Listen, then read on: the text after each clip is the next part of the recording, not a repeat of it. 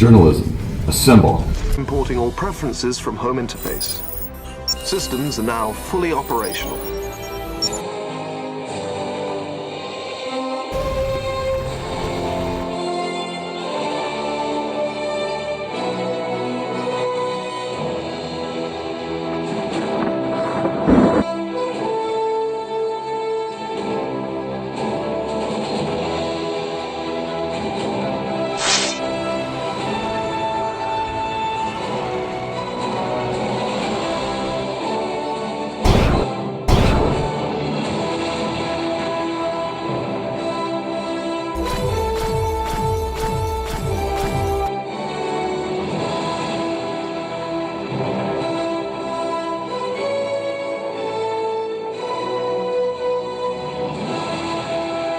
Wonder Twin powers unite!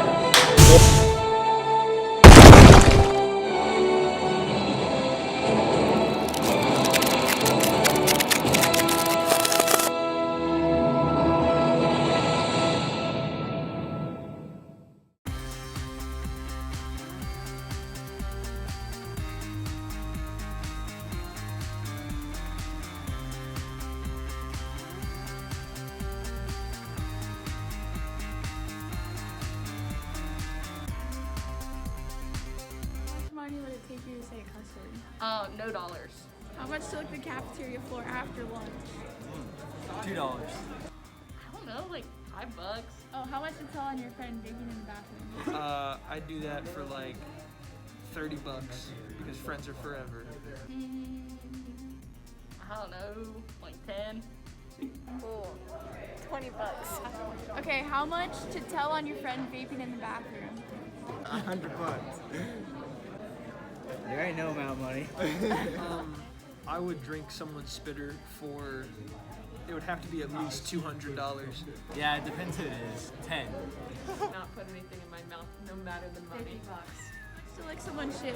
50 cents. How much to eat a dead fly? 5. I would not eat anything like that. I'd say like $3.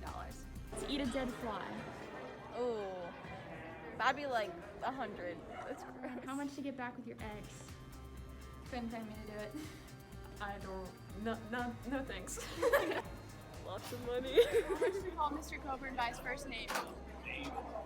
Okay, if I give you $50 right now, what's like the craziest thing you go do? We go shooting us outside of the snow. Get a lip tattoo.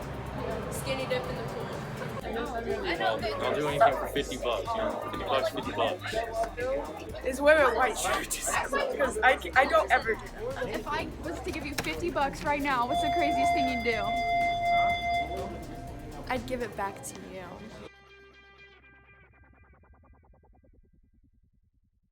The retirement of Mr. Coburn, also known as my dad, I want to go talk to Mr. Rat, the new head coach. How did you feel when you found out you were the new head coach? Whenever he was ready to be done, I would be ready to take over. And so it was kind of a flood of emotions. It was a little bittersweet, I guess you could say. I didn't want to see him be done, but I was also very ready to take it myself. Hey! Will you continue to run the offense? That's a big question I've been asking myself right now. I know how much time it takes to game plan and to put an offense together and a game plan and then carry it out throughout the week. In the very near future, I have to figure out if there's enough of my time to put the offensive game plan together and be head coach. Whoa! Right here. Are there any coaching staff changes? No coaching changes. We've talked a little bit. We'll start meeting more now throughout the winter and the spring. But the 6 coaches that were here last year along with Coach Coburn, those 6 will remain. Coach Rapp, right here. How many coaching positions have you been in? I started out as the running back and linebacker coach, and I called the offense on JV, and I did that for four years, and then I stayed with linebackers and running backs, and I moved up and became the varsity offensive coordinator. About 7 years ago, I switched from being a running backs coach to a quarterback coach, along with linebacker coach. Will there be any sudden changes to the team? The biggest changes will just be personality differences, kind of how my mind sees practices being set up with organization, with efficiency, kind of with the lifting stuff. So no big changes. Right here. What was the interview process like? You know, I put everything together and have put stuff together over the years, and that interview night was my game day. I got to go in and talk football and prove myself, sell myself. Super excited and kind of wanting to go back in and do it all over again, just because I got to talk football and sell myself and sell the program. So it was a really neat, probably my favorite part of this whole process. Right here, one more, right here. How will the team operate with you as head coach? Really trying to fill Coach Coburn's shoes. I'm trying to kind of carry his legacy on, build upon it, and have kids, whether they're in high school now or coming in the near future through middle school, to kind of to go along with the R Factor to become elite people, and which will make our program be elite.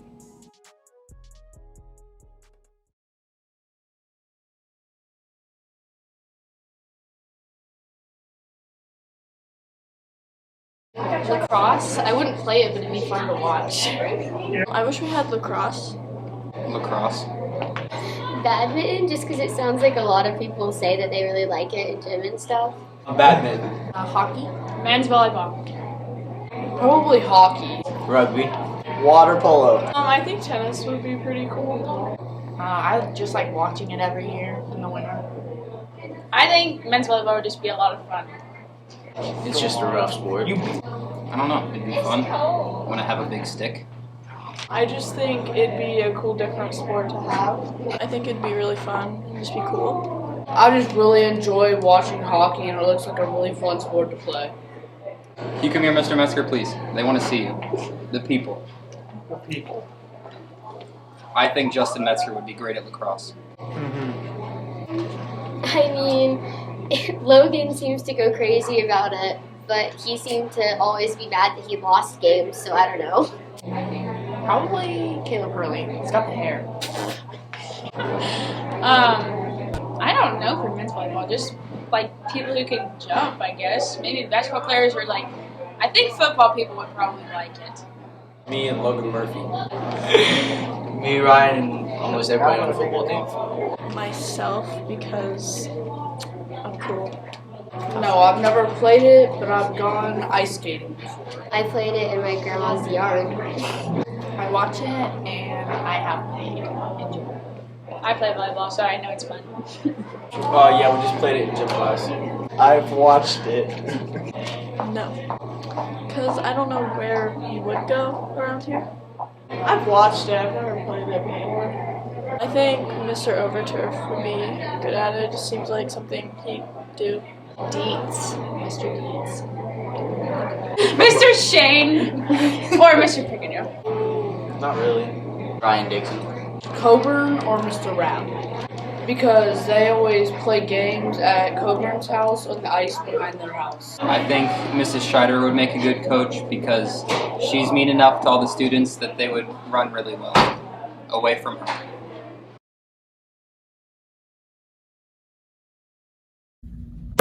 Lakers, you ever been pulled over before? Don't worry, I won't tell. But I am going to tell on these people because it's funny. I was driving down my road heading toward 117, pulled on to 117. I'm absolutely jamming. My sister's in the car. We're listening to I Believe. I don't know who it's by. It's in that Shrek. It's in Shrek. I'm driving, right? I see a cop go by. I think nothing of it. Devin yells, "Dylan, he just turned his lights on." I look at the speedometer. 73 and a 55. He was on my tail in absolutely no time. Okay, so I was running late to school and I got stuck behind a truck, so I decided, I'll just pull off this road here and speed on the back roads. and I decided, oh, I'll just speed through Russell's Point too. Don't do that. I did 45 and a 35 and got pulled over. It's probably about a 6 or a 7 in nervousness. Like, of course, I was a little bit nervous, but I also knew I didn't hurt anybody. I just felt kind of stupid for speeding. Definitely a 10. Nervous enough that he looked at me and he goes, "You don't get in trouble often, do you?" Not really. I got a written warning, so if I get pulled over again, I most likely won't have my license for a while, but as of now, I'm good. So what happened was I had to go to court. I had to sit down with these 4 other dudes, one of which was literally in court because he didn't turn his turn signal on. Feel bad for that guy. So I had to go to court and talk to the judge, and the judge was like, "All right, you get your license suspended for 2 months with privileges to the school and work, and that is it." And then I had to go back to court and grab it from the lady at the front desk. And now last, but not least, we move on to story time with Mr. Rogers. Well, you know, Robbie, I go to Cranberries Saturday night. They had a band. This was before I was married. And I was in my Jeep. And I leave at about, I don't know, like 12:30. And the thing about the Jeep I drive is that when you leave an establishment that serves alcohol, you don't drink the alcohol because the Jeep is a magnet. I was approaching the highway and boom, right there. Red blue cherries, boop, I get pulled over. State patrolman comes walking up to the window and, you know, "Hey, I see your license and registration." I give it to him. He automatically asked me to get out of the car. And I was like, "Am I under arrest?" And he goes, "Should you be?" I'm like, "Well, I'll get out of the car."